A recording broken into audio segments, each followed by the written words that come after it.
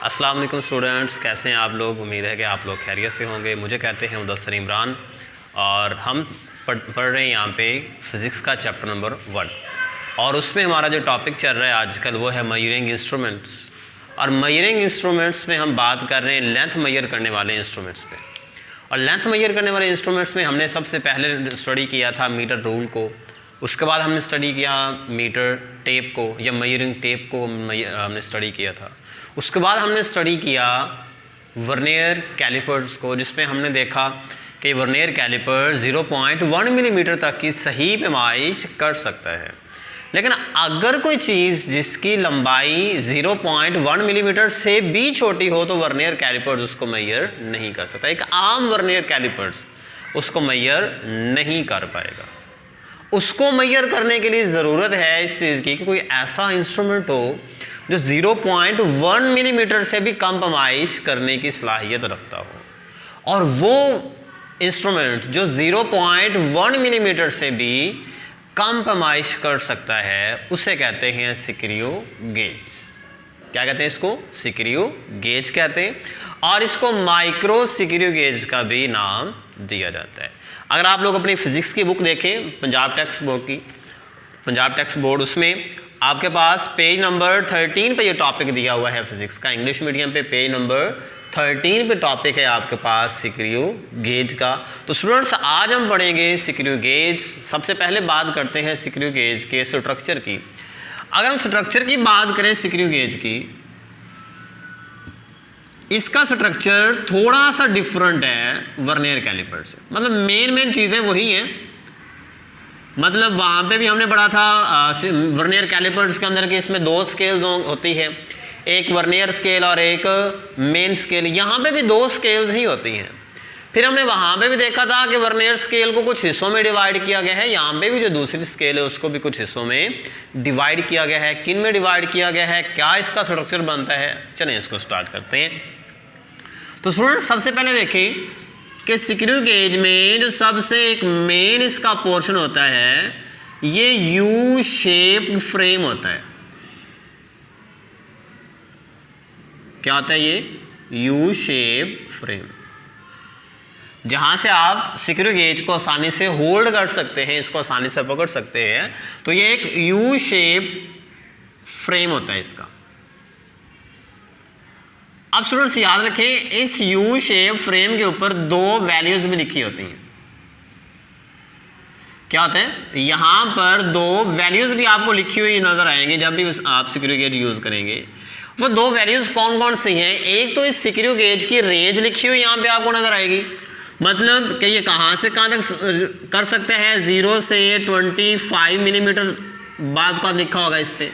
मतलब कि ये 0 से लेकर 25 मिलीमीटर तक इस पे रेंज होती है। 0 से लेकर 25 मिलीमीटर तक इस पे निशान लगे होते हैं कि आप 25 मिलीमीटर तक की पैमाइश इससे ले सकते हो। ये इतनी रेंज में आता है ये। दूसरा इसके ऊपर इसका लीस्ट काउंट लिखा होगा।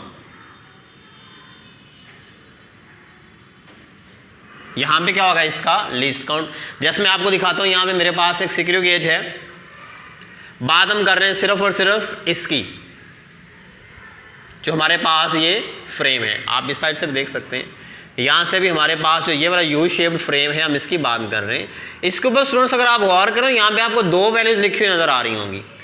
ऊपर लिखा है 0.01 मिलीमीटर और नीचे लिखा है 0 to 25 मिलीमीटर। मतलब इसका ये ऊपर लीस्ट काउंट लिखा होता है और यहाँ पे जो लिखा होगा ये इसकी रेंज लिखी होगी। एक बात हमने कंप्लीट कर ली। दूसरी चीज, यहां पे यू शेप जो फ्रेम है इसके इस साइड पे एक मेटालिक पीस लगा होता है। क्या लगा होता है अभी? Metallic piece. इस मेटालिक पीस को स्टड कहते हैं। क्या कहते हैं इसको? स्टड कहते हैं जी। यहां तक बात समझ आ गई? क्या क्या समझा हमने अभी तक कि एक इसका फ्रेम होता है जो किस शेप का होता है? यू शेप का। और दूसरा क्या होता है? यू शेप फ्रेम के अंदर क्या चीज लगी होती है? एक स्टड लगा होता है। अब इस स्टड के अपोजिट साइड में क्या होता है भाई? एक इस स्टड के अपोजिट साइड पे इसकी मुखालिफ सिमत में एक इस तरह का स्ट्रक्चर है, इस तरह की रॉड लगी होती है जो कि पीछे अटैच होती है मेन स्केल के साथ। किसके साथ अटैच होती है ये? मेन स्केल के साथ। जो ये वाली हमारे पास ये रॉड लगी है स्क्रू गेज के अंदर, इसको स्पिंडल कहते हैं या इसको स्लीव भी बोलते हैं, लेकिन मोस्टली जो नाम इस्तेमाल किया जाता है वो कौन सा? स्पिंडल का।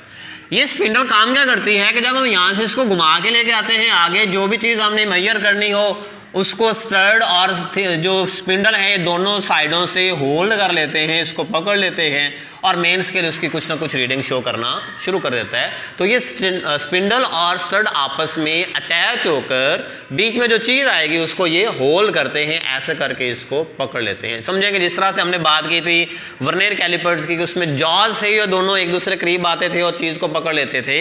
यहाँ पर स्टड और स्पिंडल दोनों एक दूसरे के करीब आते हैं और क्या कर लेते हैं? एक दूसरे को होल्ड कर लेते हैं। यहाँ तक बात समझ आ गई? जैसे आप यहाँ पे देखें हमारे पास जो वर्नियर स्क्रू गेज है, इसमें आपको ये बीच में स्पिंडल नज़र आ रहा होगा, ये वाला, ये आगे स्टड लगा है इस साइड पे अगर आप देखें तो, और ये वाला क्या है हमारे पास? स्पिंडल। इसका काम क्या होता है? इसको जब हम खोलते हैं, जो चीज़ मैयर करना हो, जिसकी लेंथ मैयर करनी हो या डायमीटर करना हो, उसे इसके अंदर रखते हैं और इसको हम क्लोज कर देते हैं जिससे ये उसको होल्ड कर लेता है। तो ये स्पिंडल और स्टड मिलके उस चीज़ को होल्ड करते हैं जी। उसके बाद स्टूडेंट्स देखते हैं जी आगे जो हमारे पास ये स्पिंडल है, मैंने बताया अटैच होती है मेन स्केल के साथ। यहाँ पे एक यहाँ पे सीधी लाइन लगी होती है, बिल्कुल स्ट्रेट लाइन होती है। इस स्ट्रेट लाइन को इंडेक्स लाइन कहते हैं। क्या कहते हैं इसको? Index line. अब इस इंडेक्स लाइन पर मिलीमीटर में डिजिट्स लगे होते हैं। यहां पे स्टार्ट होती है ये 0 से, 0। अब इसका एक चीज और भी याद रखें स्टूडेंट्स, समटाइम्स ऐसा होता है कि जो इस मेन स्केल हमारी है इसके ऊपर 2 तरह के डिजिट्स लगे होंगे। मैं इसको थोड़ा सा बड़ा करके बता देता हूं, आपको आसानी से नजर भी आता रहेगा। ये माना ये इस तरह की है,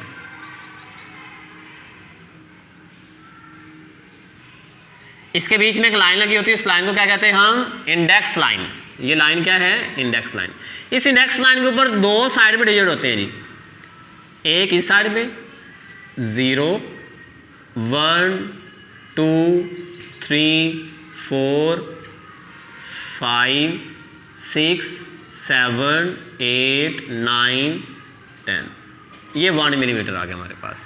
अब होता ये है कि जो ये यहां से लेकर यहां तक ये हमारे पास है 1 मिलीमीटर, मतलब 0 से लेकर 1 तक क्या है? ये 0 है और ये 1 है। ये 1 मिलीमीटर है और इस 1 मिलीमीटर के नीचे भी बीच में बिल्कुल सेंटर पे एक लाइन लगी होती है जो इसको 2 हिस्सों में डिवाइड कर रही होती है, जो ये बताती है कि यहां से लेकर यहां तक भी कुछ लेंथ पाई जाती है। ये कितनी होगी? देखें भाई, ये है 1 मिलीमीटर और इसको जब हाफ करेंगे तो कितना आ जाएगा? ये आधा मिलीमीटर आ जाएगा। तो यहाँ पे नीचे वाली साइड में भी लाइन लगी होती है बिल्कुल इसके सेंटर में, ठीक है। इस तरह से करके इसको भी डिवाइड किया होता है 2 हिस्सों में। इसमें इसका मतलब क्या होता है अभी कि देखें भाई, यहाँ से लेकर यहाँ तक तो है 1 मिलीमीटर, उसको हाफ कर दें तो क्या हो जाएगा? ये 0.5 मिलीमीटर हो जाएगी, मतलब क्या हाफ मिलीमीटर हो जाएगी। देखें आज इसको डिवाइड कर लें आप, 1 डिवाइडेड बाय 2 कितना आएगा? 0.5 मिलीमीटर। तो जो ऊपर वाली लाइन है यहाँ पे, जो 2 लाइंस के दरमियान जो डिफरेंस है या जो फासला है, ये 1 मिलीमीटर को जाहिर करता है, और जो नीचे वाला है ये हाफ मिलीमीटर को जाहिर करता है। ये मिलीमीटर को 2 हिस्सों में डिवाइड किया होता है। इसका बड़ा फ़ायदा होता है, आगे जब हम इसकी रीडिंग लेंगे तभी ये बड़ी फ़ायदेमंद चीज़ होगी। तो बात हमने कर ली क्या? मेन स्केल की। मेन स्केल में क्या होता है? मिलीमीटर में, और मिलीमीटर को भी हाफ करके यहाँ पे निशान लगे होते हैं। तो यहाँ पे इसको आप लेबल कर लें, ये हमारी कौन सी बन गई? Main scale. क्या बन गई ये? Main scale. क्या कहते हैं इसको? Main scale. क्या पढ़ा अभी तक हमने कहा जी सिक्योर गेज में एक होता है फ्रेम, उसके एक साइड पे स्टर लगा होता है, दूसरी साइड पे स्पिंडल अटैच होती है किसके साथ भी? मेन स्केल के साथ। मेन स्केल क्या होती है? जिसके ऊपर एक इंडेक्स लाइन होती है। इंडेक्स लाइन के ऊपर क्या होता है? इंडेक्स लाइन के ऊपर मिलीमीटर में और हाफ मिलीमीटर में क्या होते हैं? डिजिट्स लगे होते हैं जो गुजरने वाली रीडिंग जो है उसको बताना शुरू कर देते हैं। यहाँ तक थी हमारी मेन स्केल। अब उसके बाद देखते हैं एक मेन इसकी चीज़, वो क्या है? ये जो मेन स्केल है इसके ऊपर भी एक स्केल लगी होती है। चलिए हम यहाँ पे बना लेते हैं।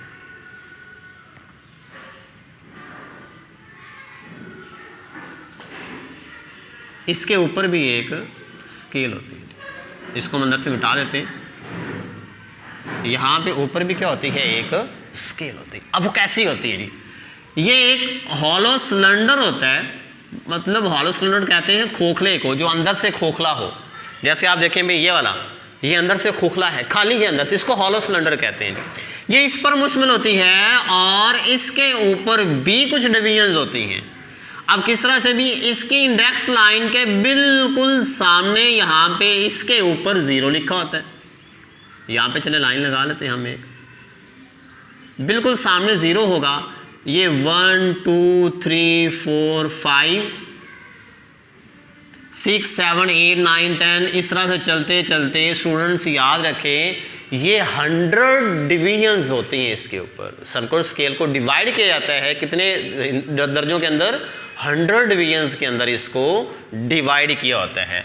तो यहाँ पे आ जाएगा ये 1 2 3 4 5। अब स्टूडेंट्स याद रखें यहाँ पे 5 है, ये गुजरते गुजरते गुजरते दूसरी साइड से हो क्या आएगा? तो यहाँ पे क्या आ जाएगा हमारे पास? 95 आ जाएगा। इस तरह से जो ये वाली स्केल है ये भी 100 इक्वल पार्ट्स में डिवाइडेड होती है। अब जो ये स्केल है इसको नाम देते हैं सर्कुलर स्केल का।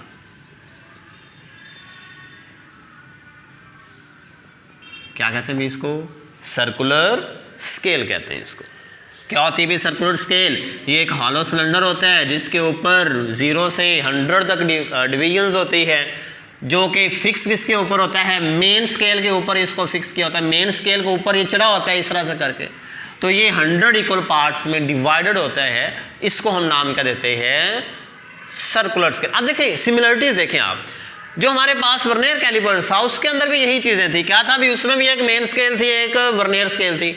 यहाँ पे क्या है जी? एक मेन स्केल है और दूसरी हमारे पास क्या है? Circular scale. स्केल्स यहाँ पे भी 2 हैं, स्केल्स वहाँ पे भी 2 थी। वहाँ पे 2 जॉज थे जो चीज़ को होल्ड करते थे, यहाँ पे एक स्टर और स्पिंडल है जो चीज़ को होल्ड करते हैं। देखें उसमें क्या था? उसका लीस्ट काउंट था 0.1 मिलीमीटर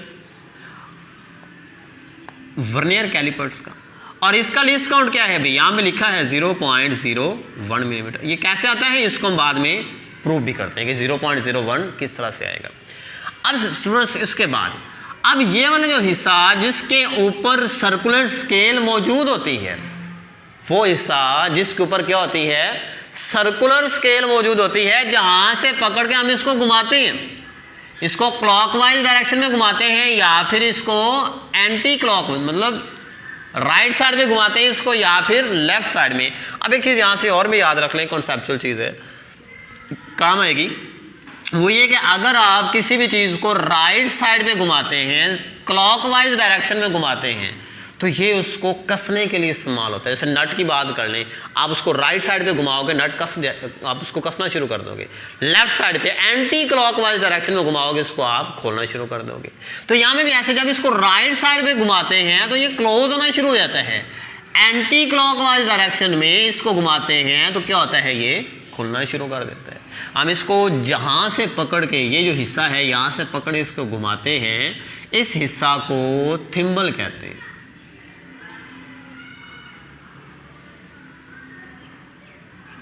क्या कहते हैं इसको? थिम्बल। यहाँ पे देखें मेरे पास यहाँ पे सिक्योर गेज है, उसके ऊपर आपको नज़र भी आएगा। पहले तो स्टूडेंट्स ये देखें कि जो हमारे पास मेन स्केल है इसके ऊपर ये आगे पीछे मूव कर रहे हैं।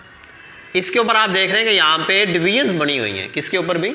ये सर्कुलर स्केल के ऊपर डिवीजन्स हैं जो चारों साइडों में, इसके सर्कुलर है हर साइड पे इसकी नज़र आ रही हैं। जब ये आगे पीछे मूव करता है तो नीचे से ये मेन स्केल की लाइन जो है रीडिंग आपको शो होना शुरू कर देती है। तो इस तरह से मूव करते हैं। अब जो ये वाला हिस्सा जहाँ से इसको पकड़ के मूव करवाते हैं क्लॉकवाइज या फिर एंटी क्लॉकवाइज डायरेक्शन में जब इसको मूव करवाते हैं, तो जो ये हिस्सा है आपको नज़र आ रहा है, ये वाला हिस्सा जहाँ से पकड़ के इसको घुमाया जा रहा है, इस हिस्सा को क्या नाम देते हैं हम? थिम्बल का नाम देते हैं। अब हुआ क्या, आपने क्या किया, अभी कोई भी चीज़ है इसको इसके अंदर रखा, इसको पहले आपने एंटी क्लॉकवाइज डायरेक्शन में घुमाया, घुमा के इसको खोला, इससे ज़्यादा खुल गया, आपने क्लॉकवाइज डायरेक्शन में इसको घुमाया, घुमाने से क्या होगा, ये इसके साथ लग गया। अब एक्यूरेटली ये इसके साथ लगा है या नहीं लगा, एक्यूरेटली इसने इसको होल्ड किया है या नहीं किया, आपने कहीं ज़्यादा तो नहीं घुमा दिया, या कहीं ऐसा तो नहीं कि आपने हल्का से इसको बंद किया हो, अभी इसको होल्ड ना कर पाया हो। तो ये चेक करने के लिए इसके पीछे एक और चीज़ लगी होती है, सम टाइम ये इस तरह का होता है,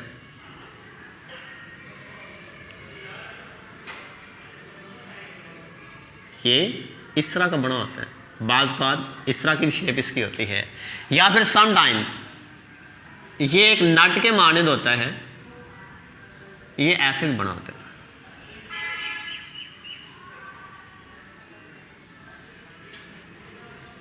ये इस तरह का बना भी हो सकता है। इसको कहते हैं रैचेट। क्या कहते हैं इसको? रैचेट कहते हैं इसको। अब इसका काम क्या होता है, जब भी आप इससे पकड़ के घुमाओगे ये आसानी से मूव करता जाएगा, जब ये उस चीज को होल्ड कर लेगा, ये हल्की सी आवाज देगा, कर, इस टाइप की आवाज इसमें से आएगी।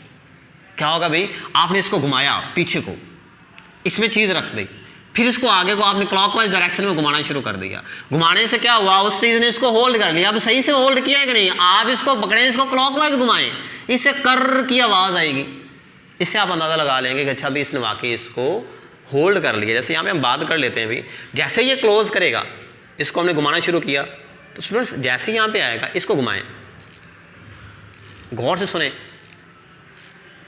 यहाँ से कर की आवाज आती है, जिससे पता चलता है कि क्या हो रहा है अभी, इसने आसानी से इसको होल्ड कर लिया है। अब यहाँ तो था बड़ा सिंपल काम, अब इससे थोड़ा सा अच्छे काम की तरफ बढ़ते हैं जी, थोड़ा सा मुश्किल होगा।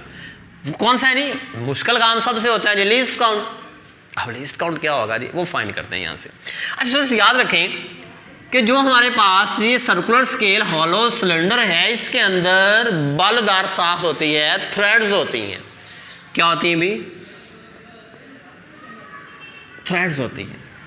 क्या होती हैं भी, थ्रेड। अब थ्रेड का सर जी क्या होता है, आपने नट देखा होगा, नट के ऊपर आपने देखा है कट लगे होते हैं, नट के ऊपर क्या होते हैं, कट्स लगे होते हैं, उनको थ्रेड्स का नाम देते हैं। क्या कहते हैं भी, उनको थ्रेड का नाम देते हैं। अब याद रखें कि जो इसके अंदर हॉलो सिलेंडर के अंदर थ्रेड्स होती हैं, उनके दरमियान का जो फासला होता है, दो थ्रेड्स के दरमियान का जो डिस्टेंस होता है, वो डिस्टेंस बराबर होता है यहां पर मौजूद स्मॉलेस्ट वैल्यू के बराबर। नहीं बात समझ रही, ये थोड़ा सा कॉन्सेप्चुअल चीज है। क्या होता है भी कि जो उन थ्रेड्स के दरमियान डिस्टेंस होता है, चलो मैं आपको थ्रेड्स निकाल के दिखा देता हूँ, इसको हम खोलते हैं सारे का, इसको ऑपरेशन करते हैं जी। आज हम इसको खोलते जा रहे हैं, खराब ना कर दें हम इसको। आज इसको खोला जी, और जी खुलता जा रहा है, हमने सारा इसको खोल दिया अब, और लें जी, ये हमने स्पिंडल को इसमें से निकाल लिया। अब यहाँ पे स्टूडेंट्स थोड़ा सा गौर करेंगे आप, अगर आपको नजर आ रहा है तो इसके अंदर वाली साइड पे भी थ्रेड्स लगी हैं, इसके अंदर वाली साइड पे बलदार से हिस्सा बना हुआ है, और इसको आप देखें जी गौर से, यहाँ से देखें, ये अंदर वाला हिस्सा आपको नजर यहाँ से आ रहा होगा, इसके अंदर भी थ्रेड्स आपको नजर आएंगी। क्या होंगे भी, इसके अंदर आपको थ्रेड्स नजर आएंगी। इसके अंदर क्या है जी, इस तरह से करके बल बने हुए हैं जो कि नट के ऊपर मौजूद होते हैं। और हॉलो सिलेंडर क्यों कहते हैं, देखें अंदर से खोखला है जी ये वाला भी, इसको हॉलो क्यों कहते हैं, ये देखें ये भी अंदर से खोखला है, आपको वो दूर तक नजर आ रहा होगा इसमें से, ठीक है, ये हॉलो सिलेंडर है जी। अब बात कर रहे हैं कि इन दो थ्रेड्स के जो दरमियान का डिस्टेंस होता है, इन दो थ्रेड्स के दरमियान का डिस्टेंस, वो डिस्टेंस बराबर होता है यहां पर मौजूद स्मॉलेस्ट वैल्यू के बराबर, यहां पर मौजूद सबसे छोटी जो डिवीजन है उसके बराबर। माना कि ये जो थ्रेड्स हैं ये इस तरह से बनी हुई हैं। अब ये जो कॉन्सिक्यूटिव थ्रेड्स होती हैं दो, यहाँ पे बिल्कुल साथ साथ मौजूद थ्रेड्स यहाँ पर जो हैं, इनके दरमियान जो यहाँ पे डिस्टेंस होगा सेम यही डिस्टेंस मेन स्केल के ऊपर मौजूद स्मॉलेस्ट डिवीजन होगी। क्या होगा भाई? जो डिस्टेंस इन दो थ्रेड्स के दरमियान होगा उतना ही डिस्टेंस कहां पे होगा? मेन स्केल की दो डिवीजन्स के दरमियान होगा। क्या होगा? मेन स्केल की दो डिवीजन्स के दरमियान। अब ये स्मॉलेस्ट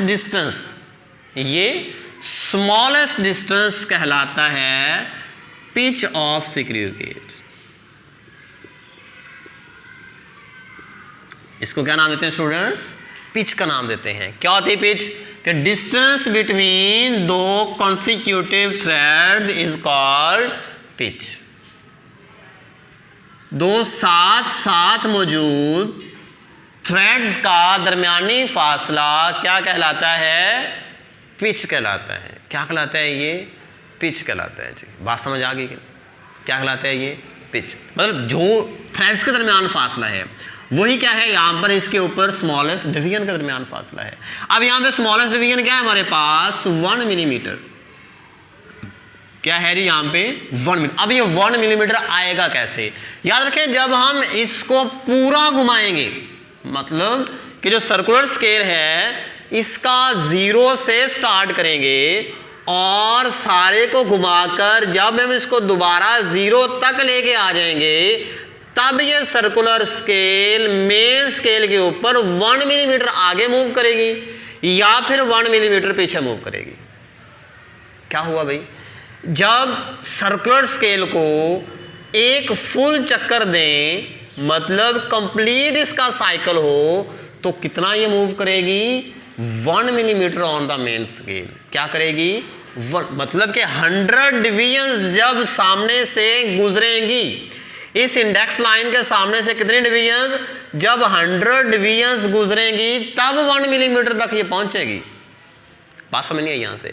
देखिए मैं इसके ऊपर है 100 पार्ट्स बनाए। इसको किस तरह से किया है कि जब ये पूरे का पूरा साइकिल होगा कंप्लीट, एक चक्कर इसका कंप्लीट करते हैं तो क्या होता है? या तो ये अगर क्लॉकवाइज डायरेक्शन में घुमा रहे हैं तो आगे को मूव करेगी, अगर एंटी क्लॉकवाइज डायरेक्शन में इसको घुमा रहे हैं तो ये 1 मिलीमीटर तक पीछे को मूव करेगी। मतलब कि जब 100 डिवीजन्स मुकम्मल होंगी तो 1 मिलीमीटर होगा। क्या होगा भी?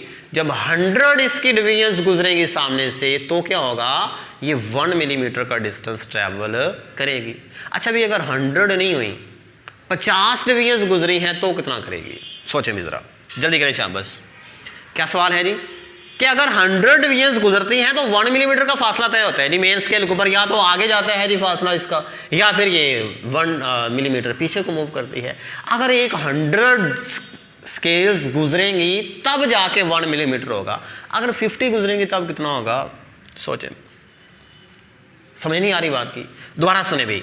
क्वेश्चन है कि जब 100 स्केल्स इस इंडेक्स लाइन के सामने सर्कुलर स्केल की 100 डिवीजन्स गुजरेंगी तब मेन स्केल पे 1 मिलीमीटर का डिस्टेंस ट्रेवल होगा।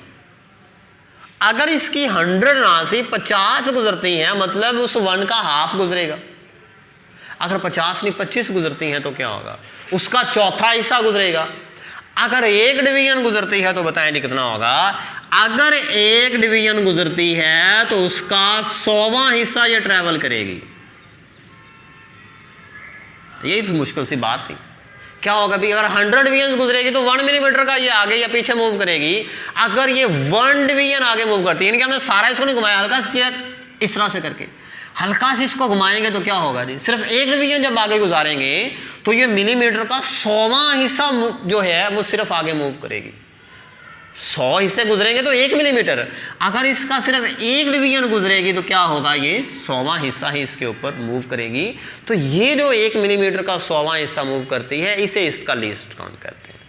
क्या कहते हैं भी? Least count. कि ये स्मॉलेस्ट डिवीजन जो इसके ऊपर गुजर सकती हो, इसकी एक लाइन गुजरने पर कितना वो आगे मूव कर सकती है, this is called the least count of screw gauge. और स्टूडेंट इसका जो फॉर्मूला है वो हम यहाँ पे लिख लेते हैं जी। क्या है लीस्ट काउंट का formula? Least count is equal to pitch over number of divisions on circular scale. अच्छा अभी अब यहां से देखें, इसकी पिच कितनी होती है, हमने भी बात की कितनी होती है भाई 1 मिलीमीटर, लिखते हैं यहां पे 1 millimetre divided by number of divisions कितनी होती है, यहां पे हमने लिखा हुआ है भी कितनी होती है 100 होती है।